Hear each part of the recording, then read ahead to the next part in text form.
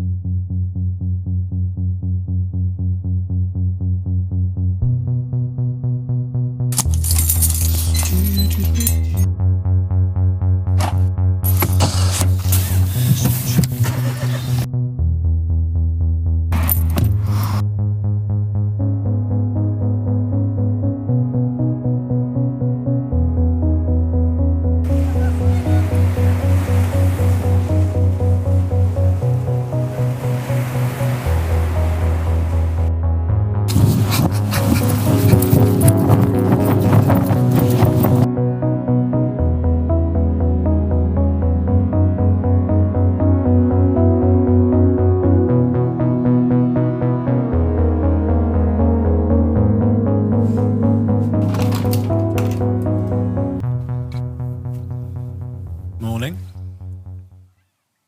So yesterday became a bit of a blowout. I worked on the idea for an hour or so, and I was being super confident about this idea that these 3 steps and just like that, I'll have an idea. But what happened is the more I overpopulated my map of things that kind of story involves, that a revenge plot involves, my ideas just got too convoluted, and I had a couple of ones that I ran with for a while, and I just decided that I didn't particularly like either of them very much. Just wasn't engaged with them. And I did feel kind of defeated. But if experience has taught me anything, the best thing you can do in a situation like that is leave the space. In my case, leave the studio, get out, and go and do something else. Because sometimes it takes doing something else, particularly something you enjoy, like a trip to the beach, to get your brain working again. So I did that, which was great. I slept on it, and then I woke up this morning with a new perspective. The most important part of that being, sometimes you need time in order to get these things done. But secondly, I had a real think about what is it I like about revenge movies. Now, they're not my favourite genre, but, well, actually some of those films I do really love. And the reason I love them is because they're so simple. An idea. Someone is wronged, then they create a list of names of all the people that wronged them, and then they go after those people. And if you can apply that in a fun and interesting and new way, then I'm going to have a decent story idea. And just like that, I thought of one. The best thing about those kind of movies is the list itself. If there's one on the screen or they've got one at hand, I know exactly what I'm in for. As long as you can surprise me there on out with interesting characters, yeah, I'd buy that cinema ticket.